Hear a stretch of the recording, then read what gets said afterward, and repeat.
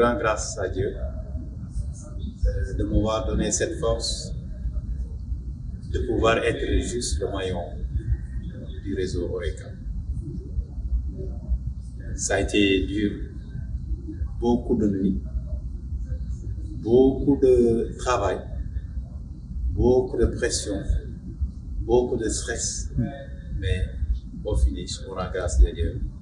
Sur 2 jours, je vous dis, on l'a fait. Les gens nous demandaient le cadre d'échange, le réseau, le salon Oreca Job Africa. Dieu merci, c'est derrière nous. On l'a fait. C'est un grand honneur parce que pour moi, c'est ce qui manquait sur la destination Sénégal. Comment retrouver ce dialogue-là entre acteurs professionnels, mais aussi la voix des diplômés, la voix des jeunes. À travers ces 2 jours de panel, je suis comblé dans la mesure où on a permis déjà de mettre en place le cadre. Des réflexions, des recommandations ont été faites sur les différentes panels. Et je pense que, surtout pour les nouvelles autorités, on souhaite déjà demander une audience auprès du ministre afin qu'il soit au courant de ces initiatives.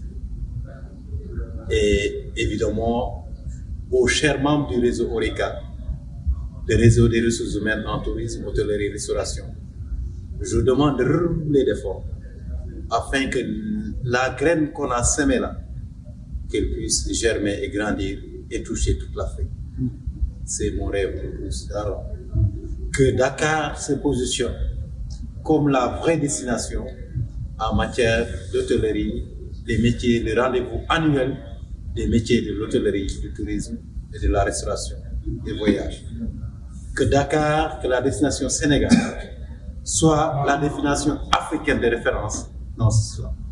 Et c'est mon souhait le plus ardent à travers l'organisation de cette première édition du salon.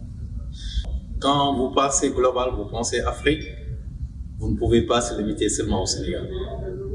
On va, j'espère, avec l'équipe, faire 1 ou 2 éditions et également s'ouvrir à l'Afrique pour faire grandir le réseau afin que la voie en hôtellerie africaine soit davantage respectée et connue.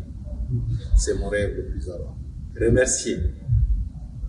Vous voyez les membres, les belles dames derrière moi sont les membres du réseau. Ce ne sont pas des hôtesses. Ce sont les membres du réseau. Et chacun est dans un pôle. Et que véritablement, c'est l'occasion maintenant de montrer, de croire en elles, de croire à leur potentiel, que ça peut se faire. En étant en union. Là où un peut faire, je pense qu'en étant 3, on peut mieux faire.